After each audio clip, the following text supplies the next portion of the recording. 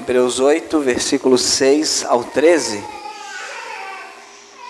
E hoje nós vamos mostrar por que a nova aliança é superior à antiga. Somos neoaliancistas, nós valorizamos o antigo pacto, mas entendemos que ele tinha um propósito.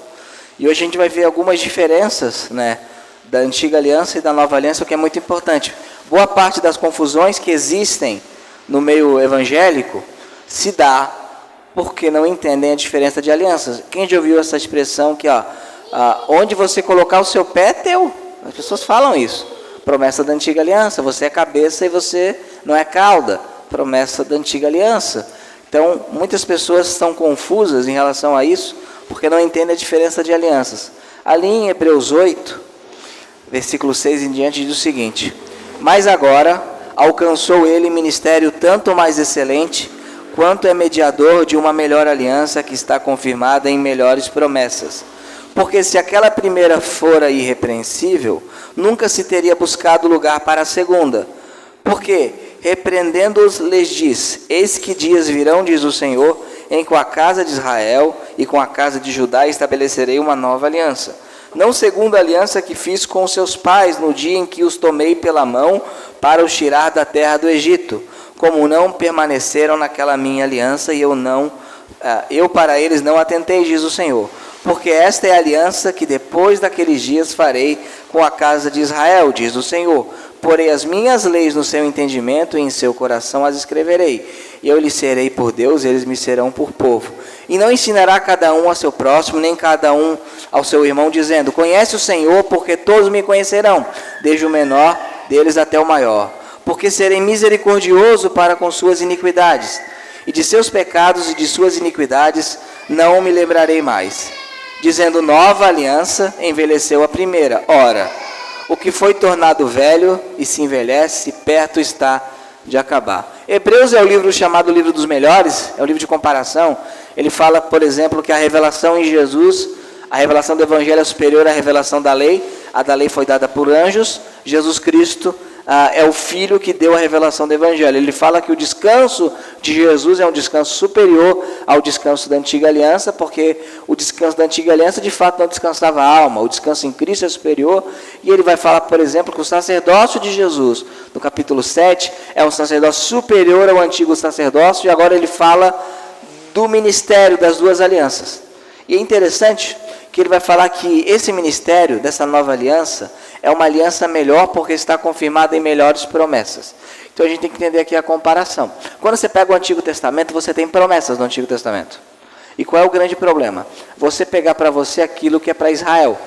Você pegar para você aquilo que Deus prometeu naquela aliança. Sabe o que vai acontecer? Você não vai ter porque Deus não prometeu para você e você vai ficar frustrado. Não, Deus prometeu aqui que eu vou ser cabeça e não vou ser cauda. Deus prometeu aqui que onde eu botar a planta dos meus pés, vai ser meu. Aí a gente começa a cantar na igreja: prosperarei para a direita, para a esquerda, a minha frente e para trás. Por todo lado sou abençoado e é. Por quê? Porque pega uma leitura da antiga aliança, não faz a aplicação correta e começa a dizer que a gente vai ter tudo o que quiser. E não é isso que diz o texto. Então, por que esse ministério de Jesus, dessa nova aliança, que foi cravada na cruz, dessa lei de Cristo, é melhor do que a antiga aliança? Primeiro ponto, olha que interessante. Na antiga aliança, o sacerdote era um sacerdote humano, terreno. Na nova aliança, temos um sacerdote que, embora seja humano, Jesus é também divino. Então, já temos um sacerdote que não é servo na casa, mas é o próprio filho do dono da casa. Outro ponto interessante: o que Deus prometeu a Israel? Que eles iriam ter o que se fossem obedientes? A Canaã. Canaã é uma terra física. O que Deus promete à sua igreja? Nova Jerusalém. Uma Jerusalém celestial. Vamos abrir ali em Gálatas capítulo 4.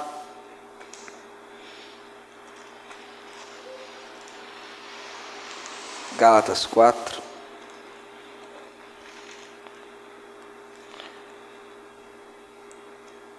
Versículo 21 em diante, diz o seguinte: dizei-me, os que quereis estar debaixo da lei, não ouvi vós a lei? Porque está escrito que Abraão teve 2 filhos, um da escrava e outro da livre. Todavia o que era da escrava nasceu segundo a carne, mas o que era da livre por promessa. o que se entende por alegoria, porque essas são as duas alianças, uma do Sinai, gerando filhos para a servidão que é Agar. Ora, esta Agar é Sinai, o monte da Arábia que corresponde a Jerusalém, que agora existe, pois é escrava com seus filhos. Mas a Jerusalém, que é de cima, é livre, a qual é mãe de todos nós. Então aqui ele fala de duas alianças, aqui o contexto aqui, a aliança de Deus com Abraão, que é cumprida em Jesus, e a aliança no Sinai. Jerusalém atual, a física, ela é o quê? Ela é escrava. Então o que foi prometido aos judeus? Canaã, uma terra física. O que nos é prometido? Uma terra espiritual. O que é melhor, uma terra física ou uma terra espiritual? Física ou espiritual? Espiritual, claro, exatamente. Então temos uma promessa melhor, aliás, melhores promessas. Ele vai dizer no verso 7, voltando para Hebreus, que aquela aliança não foi irrepreensível, por isso que tem uma segunda. Aí aqui vai dizer que Deus faria uma aliança com a casa de Israel e Judá, representando todo o povo de Deus, estabeleceria uma nova aliança, não conforme a aliança que fez com os pais no dia que tirou da terra do Egito.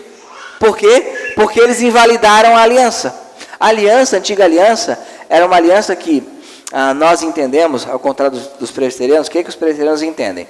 Que houve o pacto da graça, nós concordamos com isso, o pacto das obras, melhor dizendo, nós concordamos com isso no Éden. Adão, ele não cumpre esse pacto, ele quebra esse pacto, nós caímos em Adão. Aí qual é a nossa diferença? E também isso decorre também o batismo. Eles entendem que o pacto da graça foi estabelecido no Éden, logo em seguida. Então, a antiga aliança é uma administração, seria uma administração do mesmo pacto da graça. Então, o pacto que Deus fez com os judeus é pacto da graça, faz pacto da graça, e o mesmo pacto que fez com a gente. O que nós batistas entendemos? Que não, ali Deus prometeu o pacto da graça. Ele não estabeleceu o pacto da graça. Por isso que ele fala que da semente da mulher nasceria aquele que esmagaria a serpente. Isso é uma promessa. Assim como com Abraão, Deus promete algo, que o descendente dele, que a descendência dele, iria abençoar a todos. Com Davi, é uma promessa que o descendente de Davi iria sentar no trono de Israel. Então a gente entende que o pacto da graça, que ele é estabelecido historicamente na nova aliança, só tem lugar quando Jesus morre, ok? Dito isso, a gente vai entender o porquê que isso é importante. Olha só, o verso 10.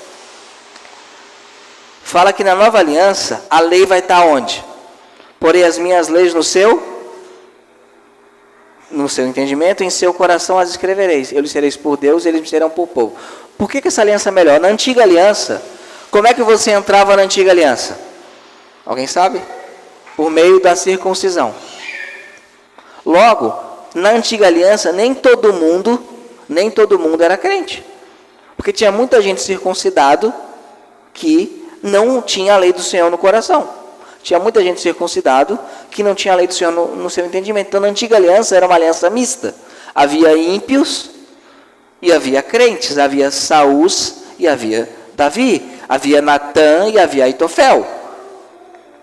Isso é importante entender. Por quê? Por que muitos pedobatistas que batizam bebês continuam batizando bebês? A argumentação é que na antiga aliança havia, por meio da circuncisão, ímpios e crentes no meio do povo de Deus. Nós concordamos que na antiga aliança havia, só que aqui fala que a nova aliança não seria conforme aquela aliança. Porque na nova aliança só vai entrar quem tem a lei no entendimento e a lei no coração. Logo, só poderá entrar nessa nova aliança regenerados. Agora, para que haja a lei no entendimento, é necessário ter entendimento. Correto? E para que haja a lei no coração, tem que ter um coração regenerado. Então, nós entendemos que a nova aliança, ela promete uma aliança onde só haveria regenerados. Por isso que nós não batizamos bebês, por exemplo. Por quê? Porque nós entendemos que no antigo pacto eles participavam, porque era um pacto misto. No novo pacto, não. O que isso decorre? Que Deus promete para a sua igreja que essa aliança é melhor, porque agora nós não teremos mais no povo de Deus gente que não é povo de Deus. Nós teremos somente pessoas que têm a lei do Senhor no seu entendimento e no seu coração. Isso decorre uma coisa, significa que nenhum tipo de obra, nenhum tipo de sacramento, nenhum tipo de ritual pode colocar alguém nessa nova aliança.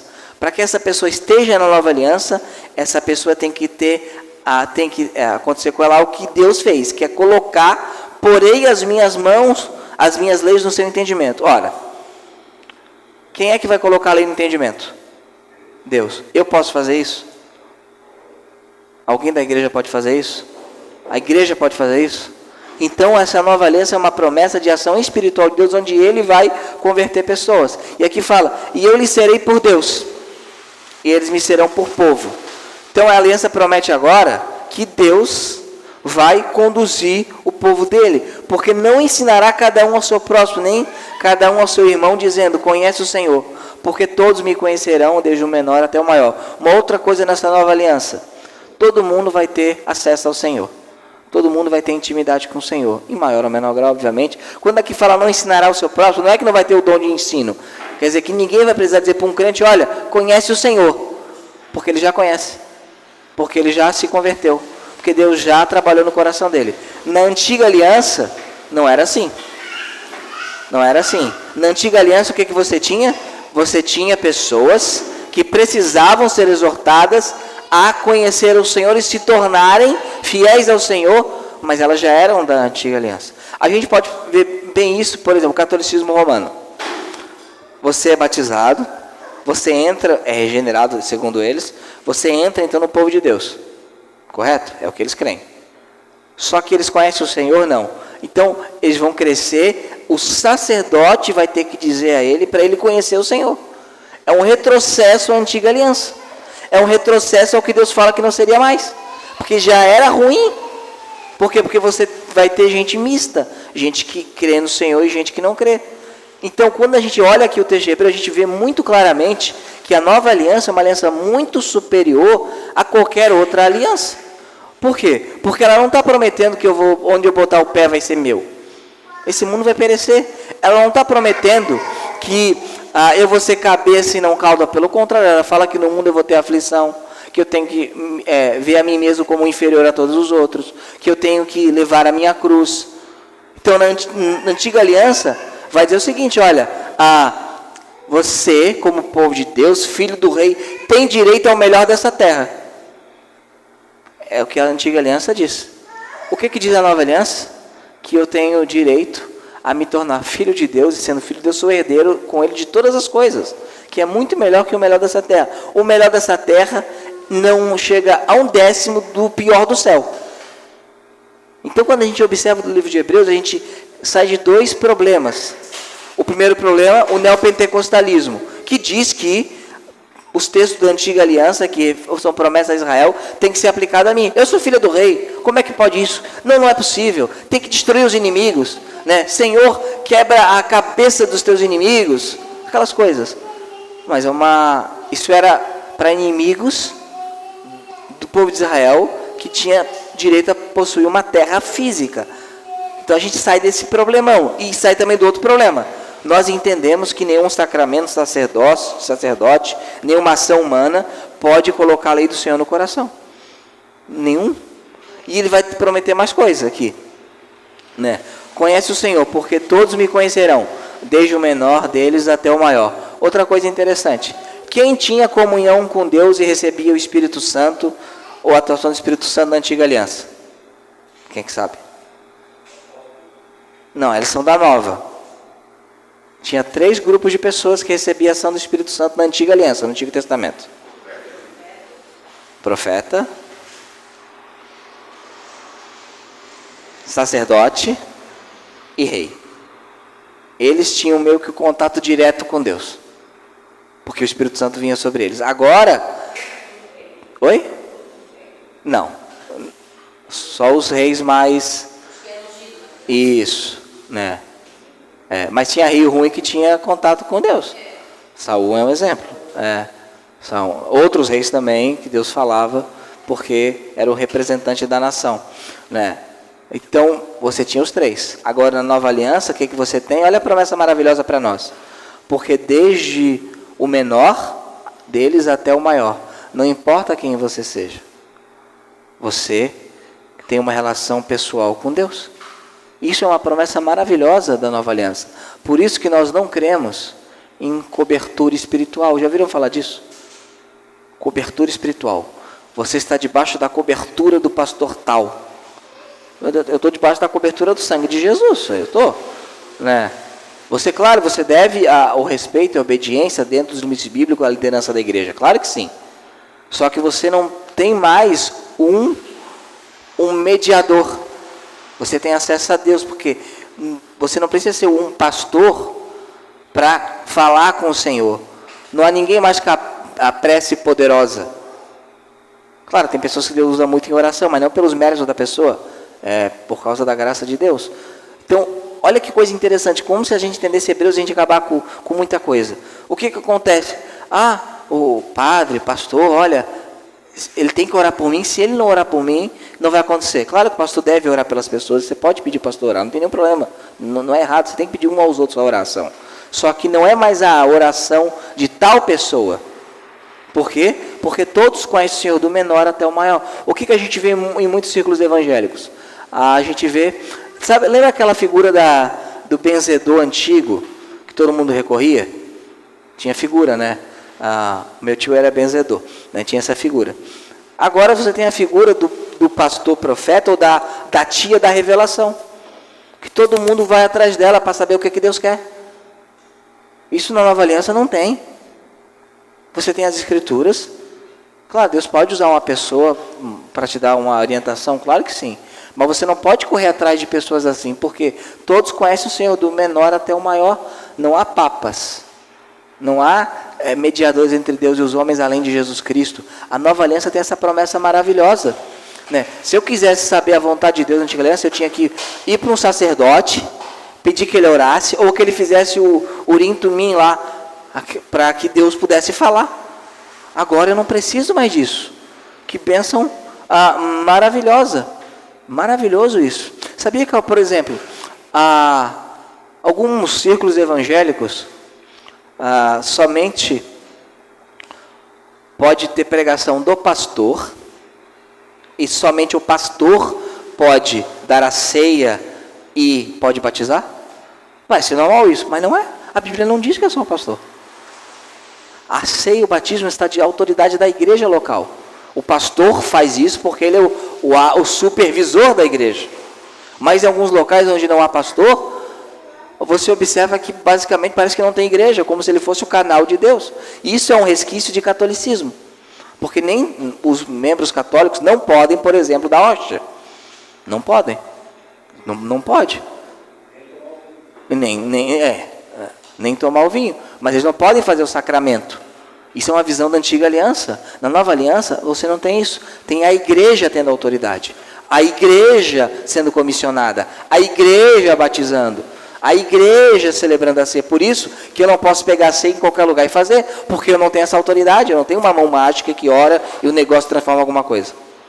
Por quê? Porque na nova aliança, todos conhecerão o Senhor. Do menor deles até o maior. Eu não estou dizendo que a pregação não tem que ser pastor. O pastor tem que pregar. Porém, quantas localidades não tem um pastor? Um irmão pode pregar. Não tem nenhum problema, né? Se o pastor não puder ir, tiver a ceia marcada, o carro quebrou, alguma coisa acontecer, a ceia deve ser feita. Porque a ceia foi dada à igreja. Então, desde o menor até o maior. Agora, o verso 12. Porque serei misericordioso para com suas iniquidades, e de seus pecados, suas iniquidades, não me lembrarei mais. Aqui é interessante. O que Deus não vai lembrar mais? Dos pecados. Agora, se você for no capítulo 10, versículo 1 em diante, vai ver uma coisa interessante. A nova aliança, ela te promete o esquecimento dos pecados, correto? Deus, ele não lembra, você teu pecado foi apagado. Agora, na antiga aliança diz o seguinte: porque tendo a lei a sombra dos bens futuros, não a imagem exata das coisas, nunca, pelos mesmos sacrifícios que continuamente se oferecem a cada ano, pode aperfeiçoar os que a ele se achegam. De outra maneira, teriam deixado de se oferecer, porque, purificados uma vez os ministrantes, nunca mais teriam consciência de pecado. Aqueles sacrifícios não deixavam as pessoas sem consciência de pecado. Eles sabiam ainda que estavam em débito para com Deus. Agora, olha o que diz o texto do verso 3. Nesses sacrifícios, porém, cada ano se faz o quê? Comemoração. Como é que eu vou comemorar pecado? Aqui é uma questão português mesmo.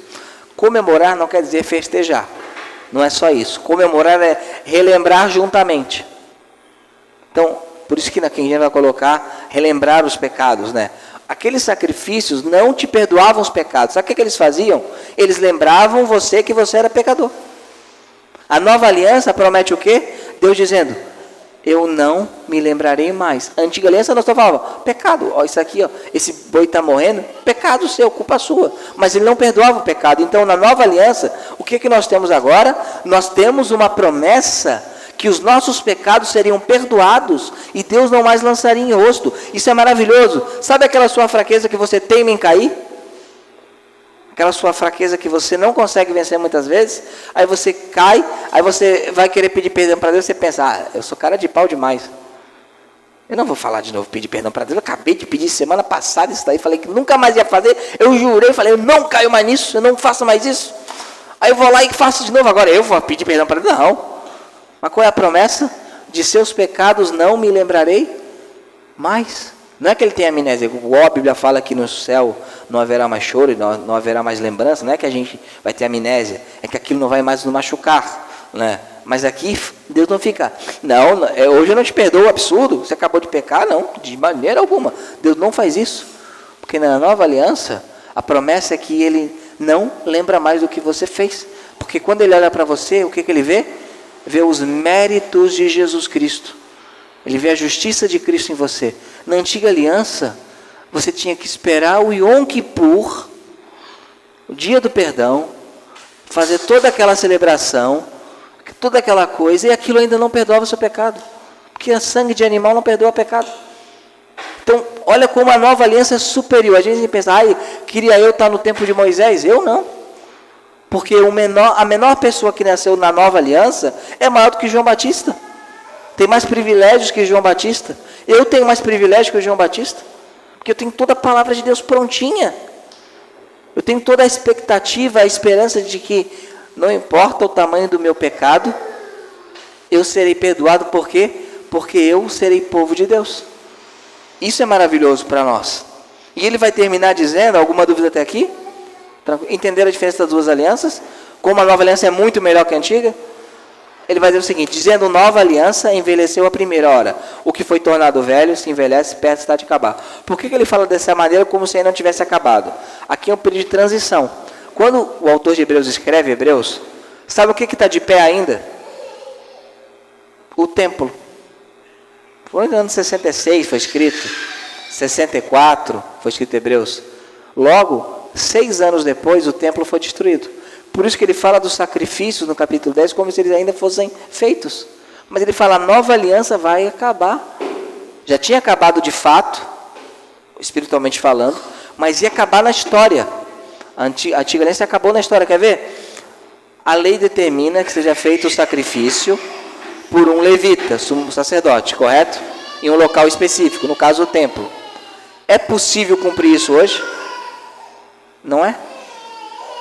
Se você que pegou o Antigo Testamento, eu quero seguir a antiga aliança, você tem que modificar. Você não tem levitas para fazer sacrifícios, você não tem o templo, você não tem o Santo dos Santos, você não tem a bacia de purificação, você não tem nada.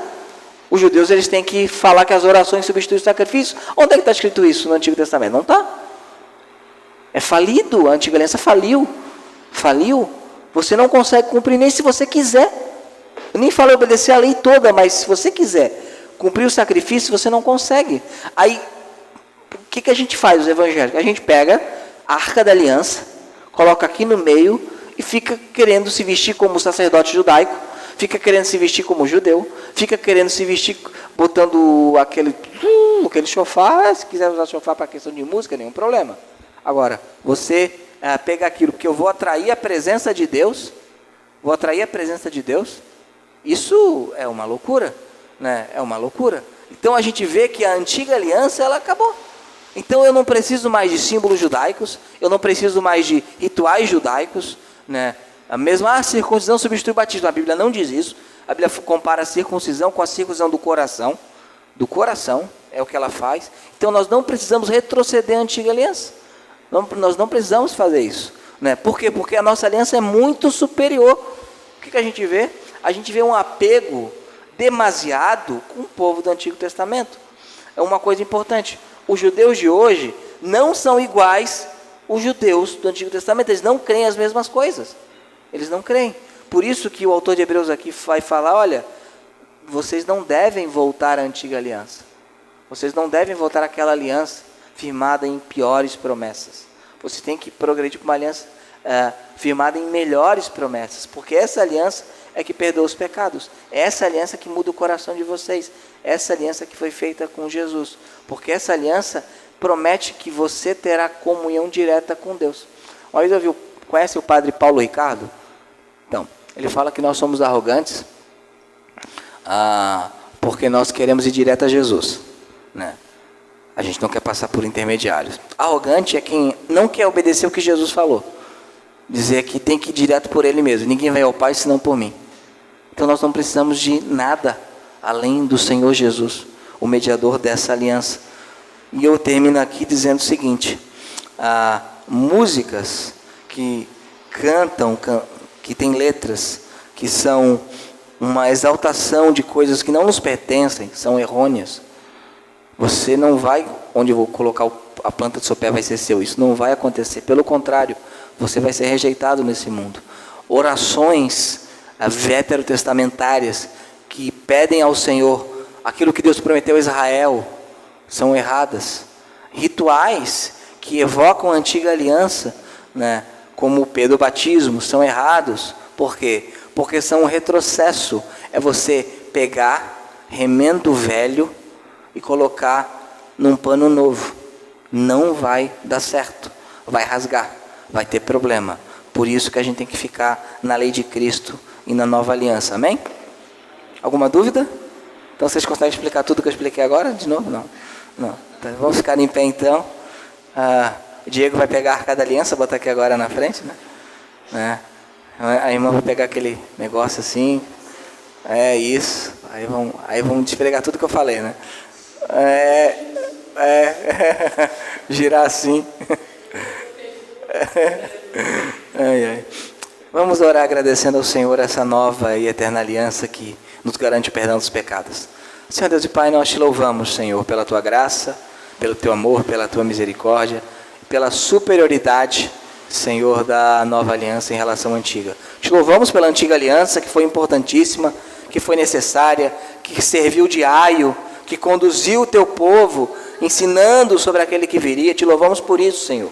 Mas te louvamos também, Deus, pela aliança a qual a tua igreja está firmada, a nova e eterna aliança, uma aliança firmada em melhores promessas, não promessas físicas, mas promessas espirituais, a qual são conseguidas em Cristo, Senhor, que nos abençoou com toda a sorte de bênção nas regiões celestiais em Cristo Jesus. Que a tua igreja entenda isso, que a tua igreja viva isso, celebre isso e pregue isso, Senhor.